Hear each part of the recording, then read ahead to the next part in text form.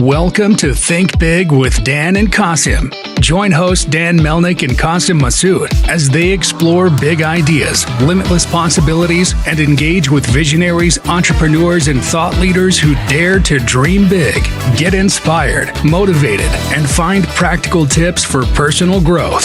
Think big, dream bigger, and ignite your potential.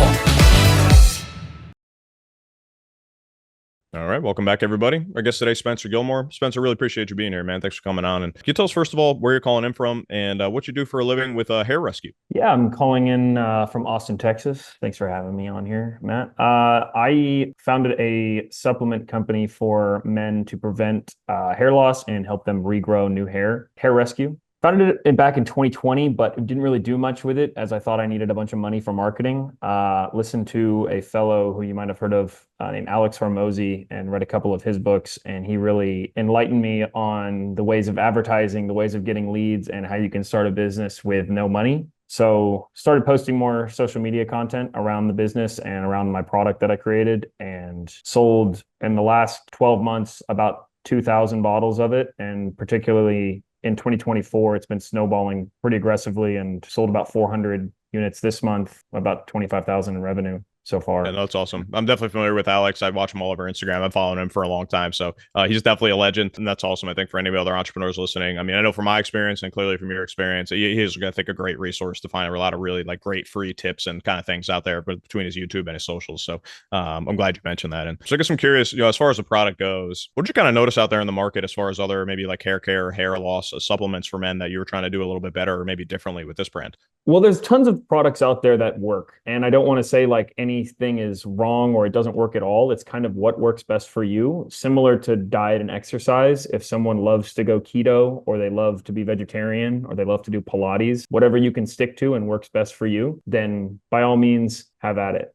Back in college, started really suffering from hair loss. Like it was just shedding crazy. Started using a lot of different products in the market, sending some big ones out there like Rogaine. Some of them worked a little bit better than others, but some of the big pharmaceutical drugs that they usually prescribe you on when you go to the dermatologist, finasteride and Propecia, you can suffer from some sexual side effects from those, which are very scary for most men. They say it's very small percentage, but I think if you really read into, you kind of get more on Twitter and the Reddit forums, and from my own personal experience, it's more like 15 to 25% of people start noticing side effects from those. So I started dabbling around other areas, and I found a bunch of different products that I noticed worked well for me. And I was using 3 or 4 separate products. I figured maybe I could combine them into one and just market it as an all-in-one solution that works for me. And if it works for me, maybe it'll work for other men out there.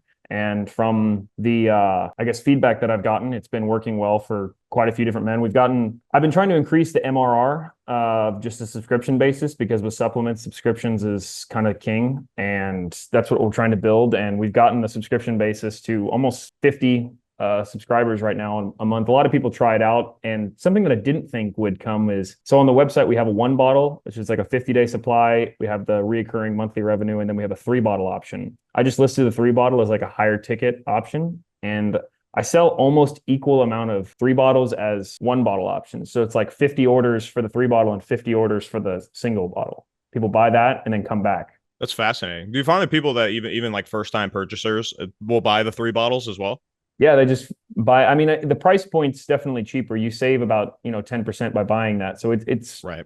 It's worth it for them if they're going to continue using it. And with supplements, like anything, it's not a caffeine pill where you take it and 5 minutes later you notice it's working. Women notice this a lot because they do hair growth supplements or eyelash serums or skincare. It's a preventative, but also something you have to compound and use for 3-6 months, and then you really notice the difference. Same thing with going to the gym and working out. You do one workout, you don't immediately lose all the weight and get your dream physique. You gotta continually put it into routine, use it. And I think the 3-bottle option, people say, okay, well, I'm going to give this product a shot. I want to use it for 3 to 6 months. So I go and buy the 150-day supply. Yeah, no, it's fascinating. And obviously, this is obviously a men's categorical product here. Is there anything that kind of surprised you from what you can tell selling direct online of any like specific customer profiles or age ranges that maybe were a little like surprising to you, that are maybe a little bit different than what your maybe like, ideal customer look like at the inception of the product? One, the scale of the internet's crazy. And I think we forget about how large an audience you can get with someone who maybe has just 10,000 followers online. My social medias aren't large. The Instagram has a little under 10,000 followers and the TikTok has about 5,000. So it's not crazy, but the response that I got, one from TikTok, is that there's a lot of young men out there that really suffer with this problem. I get so many questions from 16, 15, 14-year-old men asking questions along the line of, would this product help my situation? For the most part, I try not to sell to anyone who's under the age of 18 just for legal reasons, but I definitely recommend a lot of things to do. And I think people enjoy that. And they honestly come back and maybe trust it when I don't come off as salesy. They say, this is my situation. Here's some things I'd recommend for you to do for just your hair health and hair, skin, and nail health in general. And they seem to really appreciate it. I don't know. There's a lot of the whole male, helping yourself out, I guess, and becoming get a better person. And also just like male makeup is becoming more proficient in the market, I guess. So just like helping yourself look better, taking better care of yourself as a man is something that seems to be up and coming a lot. So hair is one of those big ones. If you're losing your hair as a man, it can be really, detrimental to your confidence. For sure. And I guess I'm curious too, when you think about, I guess, like if we were to speak like a year from now in regards to this brand, obviously you're catching a lot of traction now. It's kind of snowballing. Where do you kind of see the brand that like a year from now, as far as like any other like product developments or just general like growth for you? I mean, what does like a goal look like for you in the next year? I'd really like to do 1,000 orders in a month. I think that would be really cool. Increase the monthly recurring revenue and try to get the subscription basis as high as possible, just to where I have a more forecasting for inventory. I'd like to maybe do some third-party logistics, because right now it's just myself doing all of it. I don't have a lab making it all for me. I buy the raw ingredients and make them and then label and mail it out with myself, as well as make all the content. And if I was to take it from 25,000 a month to 100,000 a month, I would definitely have to start, I think, onboarding some people and outsource certain things, or just at least bring on some help. But I don't think I'm going to expand just yet to a bunch of other products. Right now, I really want to focus on getting this product out to as many people as possible, because I don't think you need to have 15 different products. And I think that can be something that takes away from your focus of just building up this one product. And you could easily take one product through one channel, one avenue of sales to $1 million a year in revenue. You don't need to have 15 different products. And I think that can be take away from your focus you should have on this one. But I'd like to try to sell 1,000 in a month and then go from there. Maybe 10,000 in a year. Yeah, no, it definitely makes sense. And it's actually probably not surprised to hear.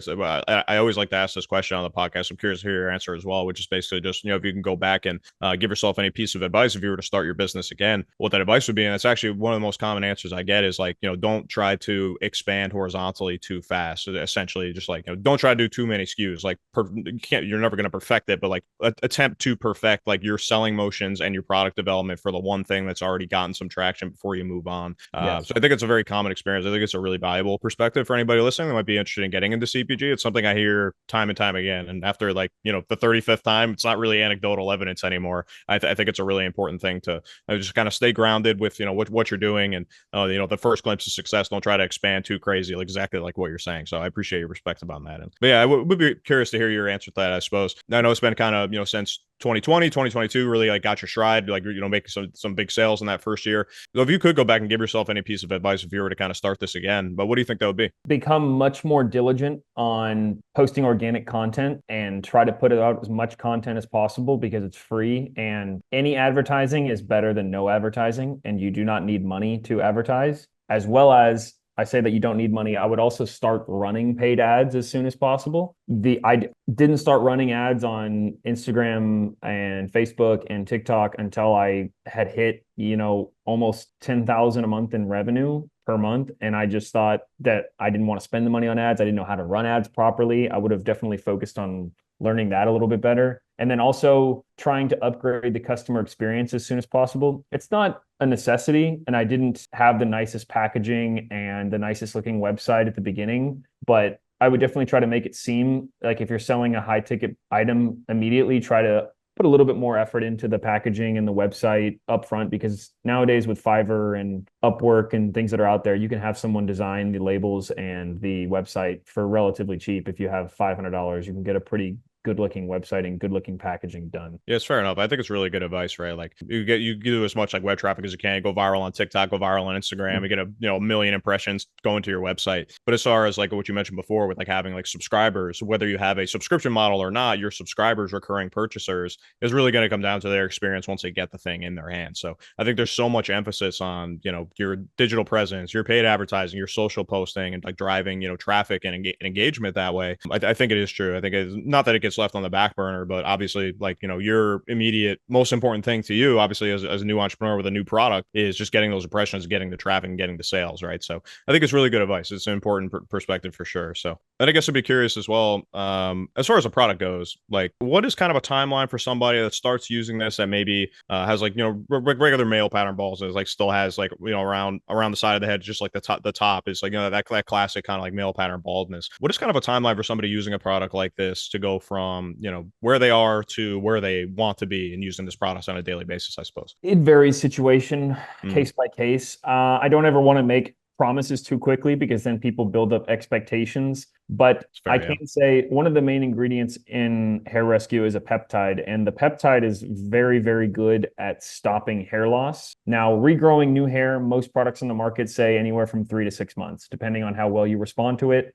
Also, how diligent you are about using the product. We recommend every day you use the product, you massage it into the scalp, a clean scalp. I gave it to some friends and they were telling me, yeah, I use it like twice a week. And you're probably not going to see the benefits that you want, or it's going to take way longer and you could be looking at, a year plus. But like anything, you go into the gym, then work out 3 or 4 times a week, try to eat healthy. And then in, 8 weeks, 12 weeks, you might have a really good transformation. So I would say 3 to 6 months is when people would really start to notice. I think people who start using it diligently could notice less hair loss. We make a bold claim on the website, reduce hair shedding in just 2 weeks. And I think with diligent use for the first 2 weeks, you could definitely notice a decrease in shedding or decrease in hair loss. And then for new growth, anywhere from 3 to 6 months, I think is a good timeline for that. However, though, it does vary case by case, and some people respond better to other products. There's with any supplement on the market, whether you're talking about protein powder, creatine, or hair supplements, there's a category of individuals, which is like the 10% called the hyper responder. Those are the people you see on the websites where they have the miraculous, like they're bald and before and after, full head of hair. Right. That's the 10% of people that you call a hyper responder. Now, I would love for everyone to have that miraculous before and afters with our product, but it's not realistic for some people. They need a little bit extra, attention. But 3 to 6 months, and then we make the bold claim of reduce hair loss in like 2 weeks. Yeah, it's so fascinating. And obviously with a product like this that you are like looking to, provide value, but it's over a longer term. Obviously that kind of consumer education on like what's going into it, why it works, and like how to use it most effectively I know it can always be a challenge with any kind of like novel formulation or like novel products like this is. Even though I know the ingredients aren't necessarily novel, but I think your formulation, for what it sounds like, a mixture of a bunch of active ingredients that seem to work well, seems pretty novel. But to that point, I guess I'm just curious, like, how do you go about that? I mean, does it come with like a little like pamphlet letter or something when somebody orders of like, what to expect over certain amounts of time on average, and then like things like that, like kind of like how we were just talking about it? Yes. So on the website, we have multiple different blog posts that go over kind of what to expect, as well as it's written on the packaging. And that was actually one thing that we were looking at. I order from a lot of different other competitors on the market to just kind of evaluate their customer experience and what I like and what they don't, and what I don't like about them. And I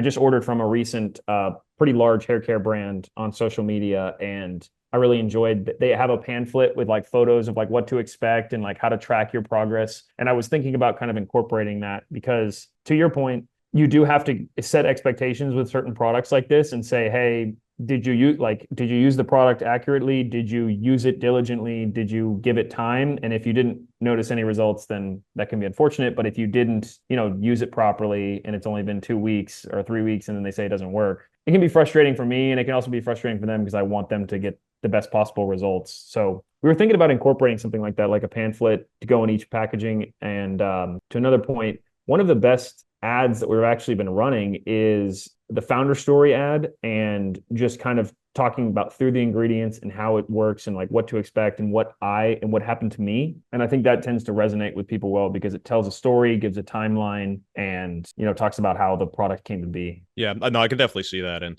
I think it's something really important to like the kind of older Gen Z, like kind of millennial age now. They're like super like cold ad averse. I think it is really important for people I think people want a relationship with everything from their food to their clothes. They want to know like that it's coming from somebody and an organization that is, doing things the right way and not just some giant factory operation like in fast fashion or some like the factory farming that goes on, this like meat you find at the grocery store. So I think it is really important. So it's not surprising that your, founder story and your exact experience with the actual product is performing very well. I think that does resonate with folks. But I appreciate you sharing that. I guess I'd be curious too, just something like off the top of my head from the outside looking in. I have no experience in this like business arena at all. But I guess I'd just be curious, like, have you ever done anything as far as like giving people like discounts on orders where if they share like any results that they have like to you guys to use as like a marketing asset to have some kind of like maybe like 20, 15 or 20% off or something. I feel like I've seen that not for like hair care products, but for other like skincare products. I've definitely seen like almost like creating affiliates that way. I don't know. It's just something that popped off the top of my head. I just want to mention it before I forgot. I thought it might be a good idea. Yeah. Yeah, absolutely. No, we have an affiliate team. A lot of it's on TikTok for TikTok Shop affiliates, which Right. is definitely a great way to grow a supplement company is through social proof and getting it in the hands of other people. That's not just yourself. And then I also post pretty regularly on the social medias, reaching out to people and saying, hey, if you're interested in sharing, a lot of before and afters and taking pretty diligent, like weekly or monthly photos and sending them in, I would definitely be willing to send you free product or just heavily discounted product, as well as if you send me reviews after using the product with good photos, I can definitely give you really good discounts for further use on the product because I want to help you as well as you help me. Because if you can help me get more social proof out there to where I can put it on the website and put it on the socials to help other people see that the product actually works. Because it's one thing if you hear me say it, it's like it is something that I use every day and it's something that I have used for the past 5 years. But if you also see on the website that like, oh, he's got 1,000 reviews with tons of before and afters, it just helps give a little bit more security to the person that it's not just snake oil and you're wasting your money. Right. Yeah, no, for sure. I think that community building, obviously, when you're selling D2C online and not trying to spend, $30,000 a month on ads, I think that's one of the most important things. I think that could be a really effective way to do it. So, no, that's awesome. I appreciate you sharing that. And I guess I'm just curious too, just kind of like a last point, because I do have a lot of folks that come on the podcast who have started something or getting a lot of traction, but still have full-time jobs like you do. Can you tell me a little bit about your experience, still working as a full-time salesperson? I know you're kind of doing a couple different things there as well as the business. How do you kind of grapple your time, with those things? And I guess like what would you have to see on the